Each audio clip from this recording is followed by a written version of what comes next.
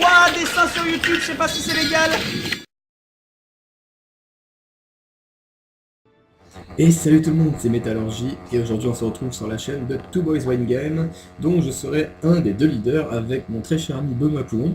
Donc nous allons ensemble vous proposer divers jeux. Donc pour l'instant Benoît s'est attaqué à un let's play sur Pokémon Emerald. Pour ma part, je vais me lancer dans une aventure formidable autour de notre système solaire grâce à Kerbal Space Program, donc un simulateur de vols spatiaux, donc de conquête spatiale, sur lequel je dois avoir déjà sur Steam environ 250 à 225 heures, quelque chose entre les deux.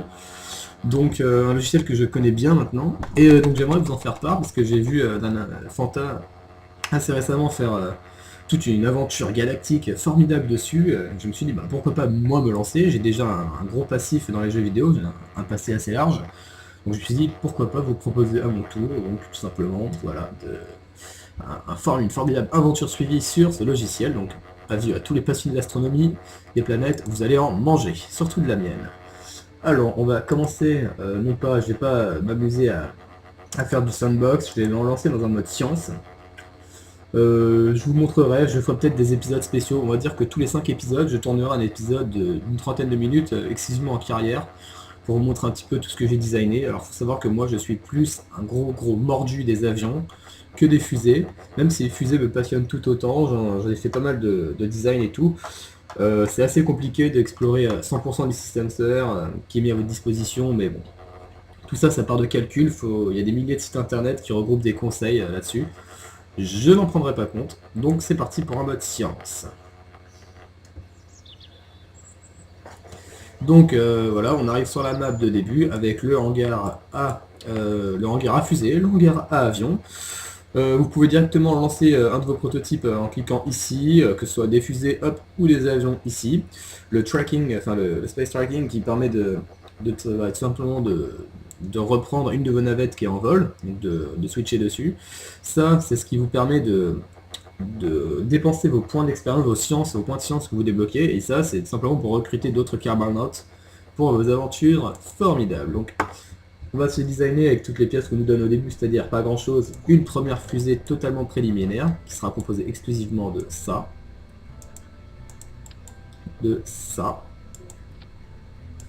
et c'est tout. Alors pourquoi est-ce que je ne rajoute absolument rien dessus?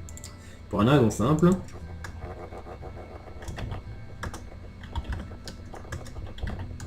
Non, qu'est-ce que je fais là? Pour une raison simple, c'est que le premier vol, on va juste sortir de la navette, faire des crew reports, des take surface sample pour pouvoir avoir un minimum de science dès le début. C'est la première chose à faire quand vous commencez Kerbal, prendre des informations primaires sur l'extérieur de votre vaisseau.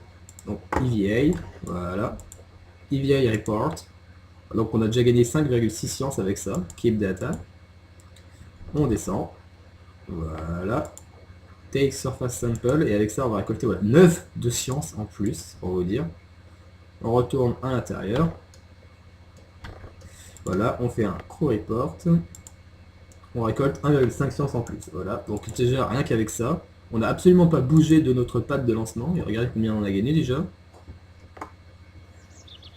Voilà, on a déjà gagné 16 sciences, qui nous permet déjà de débloquer la suite de l'arbre. Tac, et même... Non, là on aura largement pas assez. Donc on débloqué déjà, voilà. Le Mystery Glue, donc c'est en fait c'est un liquide, c'est un élément chimique à l'intérieur d'un canister qui réagit en fonction de plusieurs données atmosphériques ou même de données en lumi, enfin je sais pas, ça dépend d'énormément de choses. Et ça vous donne voilà, de la science en plus. Donc première chose à savoir. Donc je vais faire une aventure suivie en partant du principe que vous ne savez rien, et que je sais tout.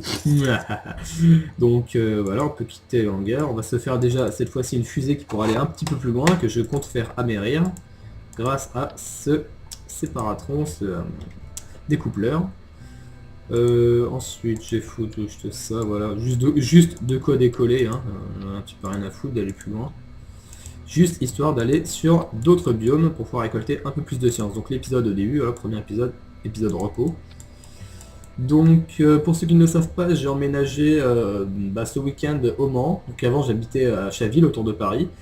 Non, je suis au Mans, donc étant que je suis seul en appartement, eh bien j'ai tout le loisir de tourner des vidéos, donc je continuerai les let's play sur ma chaîne primaire, donc ma chaîne principale, à savoir Métallurgie. Donc je suis compositeur moi à la base, hein, je compose des morceaux de métal et je les propose sur YouTube, comme ça vous me donnez votre avis si vous voulez. Et là j'ai commencé un let's play sur Jess and Guns dessus, que je vous conseille d'aller voir, parce que je l'ai pas encore terminé, et il n'y a que 3 épisodes pour l'instant, mais je compte tourner les prochains très bientôt, ainsi que des vidéos pour cette chaîne. Donc celui-là on va l'appeler Science 2. Voilà. Celui-là, attendez, tac tac. Voilà, ne pas oublier de mettre le découpleur avant les parachutes. Pouf, voilà, on va y aller. On va cette fois aller au-dessus d'un biome, du biome océan. Donc je vais pas vous faire la liste de tous les biomes qu'il y a sur Kerbin et l'ensemble des planètes, vous avez des sites internet pour ça qui sont absolument géniaux. Donc voilà, on se laisse le mettre à moitié. Juste histoire de dévier. Rien que ça, vous allez voir, ça devrait être suffisant.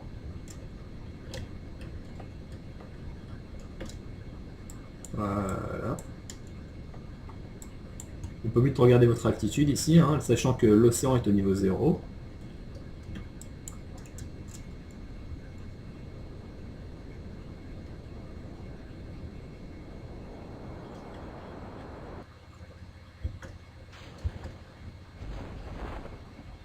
Et on va accélérer un petit peu. Et je vais me mettre juste à côté de l'océan pour la bonne et simple raison que je pourrais aussi récolter de la science sur le biome plage, qui est juste à côté. Donc du sable, récolter du sable. Je pourrais mettre les expérimentations à l'intérieur de ma capsule, ce qui me permettra d'en stocker plusieurs en même temps. Donc là, vous allez voir. Voilà. EVA. EVA report. Voilà, 3,2 en plus. Take surface sample. Non, pas ça. La sample, voilà, 9 en plus. Et non, vous allez voir. Attendez, d'abord ce que je vais faire. Store experiment. Voilà.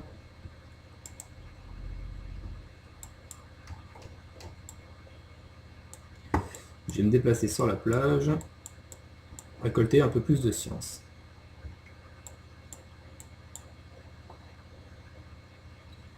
Voilà, tac, take surface sample. Et on récolte 9 de science en plus. Voilà. On retourne à la capsule. Et on se retrouve tout de suite pour voir combien de science on a récolté. Et donc on a récolté encore 17 sciences grâce à ça. Je vais y retourner parce qu'en fait on ne peut storer qu'une seule expérimentation du même type, donc j'ai dû jeter le sable dans l'eau pour pouvoir rentrer. Donc je vais tout de suite récupérer le sable et on se retrouve tout de suite. Bon, un petit peu moins fructueux que le biome océan, mais bon, on va pas s'en plaindre. Voilà. Donc je vais pouvoir dépenser tout ça. Donc qu'est-ce que je vais prendre en premier? Donc moi pour l'instant mon objectif c'est de réussir à aller le plus vite possible sur Moon. Et pour ça je vais avoir très vite besoin des découpleurs radio, ainsi que des petits moteurs comme ça qui les consomment beaucoup moins, et surtout des pieds. Donc en premier je vais me prendre ça, et s'il me reste assez, je vais prendre celui-là. Voilà. Et ensuite, je ne vais pas prendre ça tout de suite parce que ces moteurs-là, en fait, ils sont un peu moins puissants, mais ils permettent de tourner en fait, de tourner dans l'espace plus facilement. Donc cela, j'ai terminé. Donc on va tout de suite aller au hangar pour pouvoir se faire un vaisseau. Donc là, pour l'instant, je vais juste me faire un vaisseau qui peut se mettre en orbite pour cette fois. Voilà, donc l'astuce en fait, quand vous êtes comme ça, pour copier une pièce, vous appuyez sur Alt, vous cliquez dessus et vous la glissez comme ça vers le bas. Donc pour l'instant, je me prends ça. Je vais prendre ce que j'ai débloqué, à savoir ça. Je vais m'en mettre... Normalement, j'en mettrais 4, mais là, j'en mets 3 parce qu'avec 3, en fait, on est toujours plus stable. Quand vous êtes sur 3 pieds, par exemple, vous ne pouvez pas être bancal. C'est strictement impossible. Mathématiquement parlant et physiquement parlant, vous ne pouvez pas être bancal sur 3 pieds. Et bien, avec 3 ailes, c'est pareil.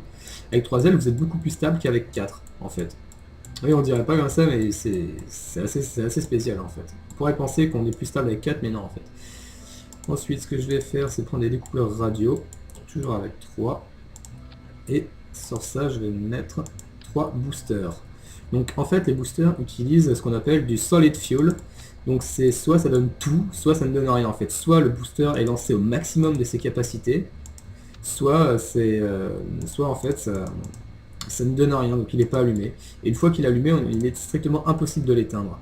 Contrairement à ces engines là, donc c'est les game balls qui marchent avec de l'oxidizer et de l'essence liquide, et cela on peut les arrêter. En revanche, quand on veut, on peut moduler la puissance, donc faire un peu ce qu'on veut avec. Donc je vais essayer de faire ça droit. Est-ce que là je suis droit? Je suis pas droit sur le truc, donc moi je suis un maniaque, je veux que tout soit parfaitement aligné. Voilà, là on est bien. Et on se retrouve tout de suite sur le pad de lancement. Voilà, donc je pense que je vais sauter dorénavant les temps de chargement comme ça. Donc là, vous voyez qu'en premier, on a nos 3 boosters. Ensuite, on les sépare. Directement après, on envoie le game ball, le découpleur et les parachutes. Donc je sais absolument pas si ça va me servir pour me mettre en orbite. Enfin, ça va me suffire.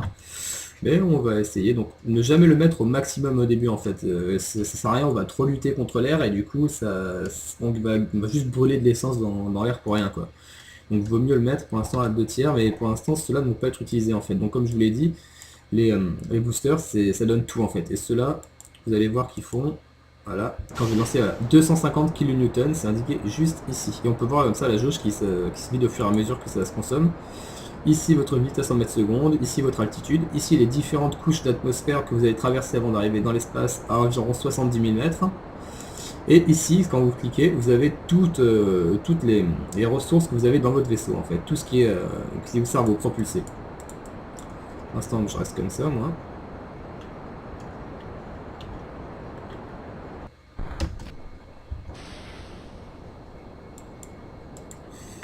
Et le but, pour l'instant, c'est de pousser de pousser l'apoapsis le plus haut possible. Vous voyez que là, ma vitesse commence à augmenter, donc quoi qu'il arrive, l'apoapsis est en train de monter également. Là, vous voyez qu'elle est à 13 000, et le but pour l'instant, ça va être de la ramener à minimum 80 000, de manière à ce qu'il n'y ait plus aucun oxygène qui vous fasse barrière en fait. Donc là, elle est à 16 000 pour l'instant. Et pour éviter de lutter trop contre l'atmosphère, dépasser les 10 à 15 000 mètres, on dévie sur un angle à 45 degrés. Comme ceci, parce que sinon vous luttez complètement contre l'atmosphère, et c'est beaucoup plus dur de monter en vitesse en fait. Alors que quand vous êtes légèrement incliné, votre vitesse augmente beaucoup plus rapidement. Votre vitesse par rapport au sol. Et la vitesse par rapport au sol plus la vitesse d'ascension, ça vous donne votre vitesse réelle. Donc voilà, vous voyez que ça monte déjà beaucoup plus vite qu'avant. Oups, là j'ai éteint le moteur, donc c'est pas bon, donc on les remet. Voilà. Non, ça me suffira absolument pas pour aller en orbite. J'aurais dû rajouter au moins le double des réservoirs que j'avais ici. Et c'est... Voilà. Donc ça va me permettre de prendre un crew report, voilà, à basse altitude.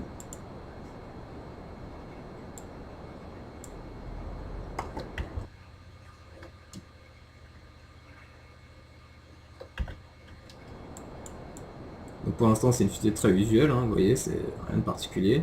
On voit le centre de Kerbal qui s'épale, et enfin qui s'éloigne. Et devinez où est-ce qu'il est situé ce centre, si vous avez regardé. Voilà, en Afrique du Sud. Je sais pas exactement quelle région c'est, mais bon. Alors ici on est à... Oula, on a 100 000 du coup. Ce qu'on va faire c'est se positionner voilà ici, ajouter une manœuvre. Et alors là vous avez en fait, vous avez la possibilité d'ajouter des manœuvres un peu là où vous voulez. Donc moi ce que je vais faire c'est balancer à fond dans le prograde de manière à, voilà, vous voyez, élargir mon orbite. Au début je n'utilisais absolument pas les manœuvres, et quand je me suis rendu compte de l'utilité que ça avait et de la simplicité la simplicité d'utilisation simplement, ça m'a simplement, voilà, complètement conquis.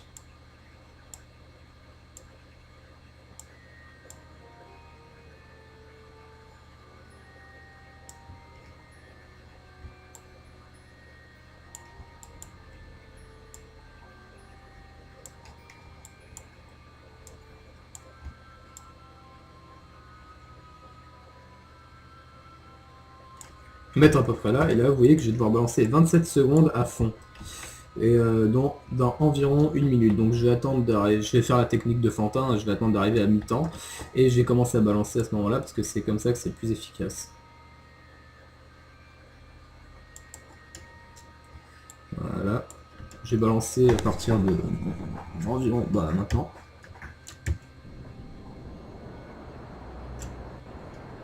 Non, ça va absolument pas me suffire. Là, vous voyez que j'entame déjà le dernier réservoir et il se vide à une vitesse monstrueuse. Je ne sais absolument pas si ça va suffire. Quoique, ça devrait suffire. Oui, non, si, ça va largement suffire. Donc on a déjà une orbite basse. À 100 000 environ. Enfin, 120, 130 000. Là, ah voilà, donc là on est passé en caméra orbitale, parce qu'on a notre orbite, ça y est. Je vais quand même me garder l'essence qui me reste pour pouvoir me mettre, pour pouvoir rentrer ensuite sur Terre en cas de besoin. Donc voilà, maintenant EVA, tac. Voilà, on active son RCS juste avant de le larguer. Voilà.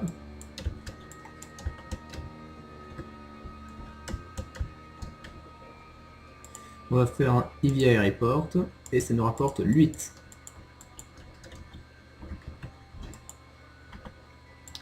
Voilà, board, crew report. Crew report, voilà. 5. Et a priori pour l'instant c'est bon. Donc on ne peut pas prendre de surface sample, hein, simplement parce que dans l'espace il n'y a pas de surface. Hein, voilà. Merci Captain Obvious. Donc ensuite on va se mettre dans son rétrograde pour pouvoir freiner. J'ai essayé de rentrer le plus proche possible du centre de Kerbin. Donc on va faire un tour complet autour de la Terre pour profiter de sa rotation. En plus là on profite de la rotation de Kerbin, donc c'est parfait. Et je vous reprends tout de suite dès qu'on est en phase d'approche. Ah, qu'est-ce que c'est beau! Donc là on est en train de survoler d'autres biomes que j'explorerai par la suite en off, pour éviter de refaire 36 000 épisodes qui se ressemblent, mais en gros ce que je vais devoir faire c'est apporter des tonnes et des tonnes de Mystery Goo, de manière à avoir le maximum de science possible en faisant les tours de planète, et là je viens de me rendre compte en fait que j'ai oublié de prendre un Mystery Goo justement, alors que je venais de débloquer pour faire plus de science, donc ce que je vais faire c'est refaire un voyage en orbite avec un Mystery Goo cette fois, et je vous reprendrai tout de suite après pour récolter plus de science.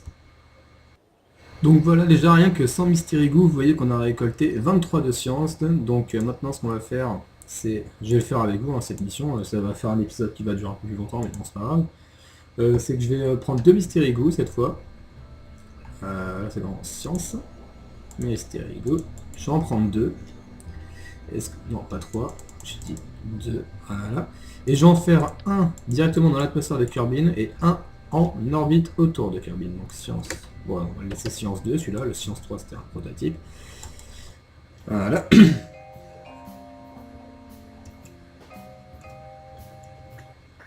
Et vous allez voir que ma manière de jouer en fait à ce simulateur, c'est de simplement de concevoir des trucs qui sont totalement présentables, mais conceptuels.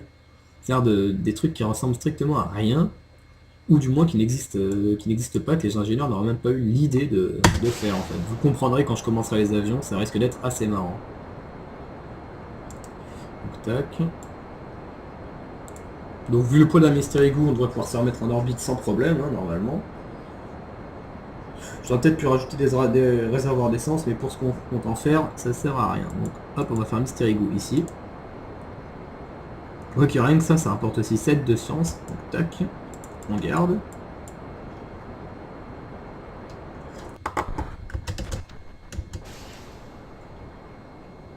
Voilà, toujours comme ça. Pas au maximum dès le début. Notre vitesse a ralenti légèrement et là elle va se remettre à accélérer dans pas longtemps. Voilà, là on accélère.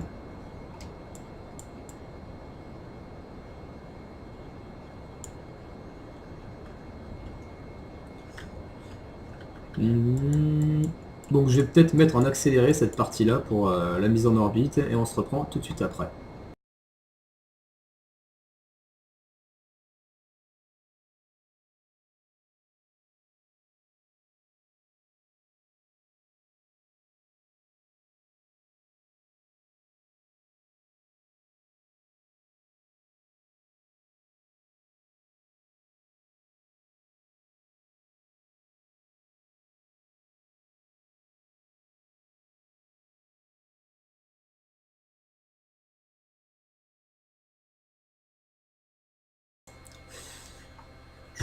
Donc voilà, on se retrouve donc pour ce fameux Mystery Goo à orbite basse. Et on récolte 10 de science en plus, donc là déjà on a 17 de science en plus depuis tout à l'heure. Donc voilà, je vais refaire le EVA report, hein, au cas où, on sait jamais. Non, ça rapporte strictement rien, donc bon, pour report ici peut-être. Non plus, bon d'accord. Donc maintenant on va faire la réentrée, donc on se retrouve pour voir combien de science on a récolté. Et voilà, on se retrouve, donc là vous voyez que j'ai récolté 34,1 de science. Donc ce que j'ai fait en plus de Mystery Goose, c'est que je suis atterri dans un biome de montagne, donc j'ai fait le EVI report en fait juste au-dessus du biome, c'est-à-dire que pendant qu'il y a le parachute qui était déployé, je suis descendu de la navette, hop, j'ai fait mon EVI report, je suis remonté, j'ai fait là tout ce qu'il y avait, et donc voilà, on a récolté, là en total on a 59 de science qu'on va pouvoir dépenser. On pourra le mettre ça dans... Alors ce que j'avais dit que je prendrais, je n'ai rien dit en particulier, mais j'ai envie de prendre ça. Ne serait-ce que pour faire des sondes, et surtout ça, pour pouvoir contrôler plus facilement dans l'atmosphère, et ça pour pouvoir contrôler plus facilement dans l'espace. Donc les reaction wheels, en fait, c'est un poids qui se déplace autour du cercle ici, qui permet de... comment dire, de stabiliser le vaisseau, donc surtout le stabiliser, voilà. Ça qui permet de faire déjà des drones ou des satellites qui ne soient pas habités. Les connecteurs, ça pourrait être pas mal aussi. Les découpleurs un peu plus gros, pour l'instant c'est inutile. Mais je pense que pour l'instant je vais me prendre ça. Parce que ça me permettra d'avoir énormément de science en plus. Donc c'est ce que tous ceux qui jouent à Kerbal prennent ça d'abord. J'ai envie de faire une exception, mais après je risque de galérer pour avoir assez de science pour me payer ça. Donc je vais quand même me prendre ça d'abord. Voilà. Donc des batteries surtout qui m'intéressent pour pouvoir envoyer de la science et en récolter d'autres en plus. Donc voilà, donc je pense qu'on va s'arrêter là pour cet épisode, donc n'hésitez pas à vous abonner à la chaîne hein, si vous voulez plus d'épisodes, plus d'émeraudes, plus de Kerbal. Il y aura normalement 3 let's play sur la chaîne, donc il y aura 2 let's play que moi et Benoît tourneront séparément, donc Benoît sur son let's play sur Pokémon Emerald, et moi sur Kerbal Space Program, et on aura un let's play en coop, enfin un let's play à 2 sur Castlevania Aria of Sorrow sur Game Boy Advance.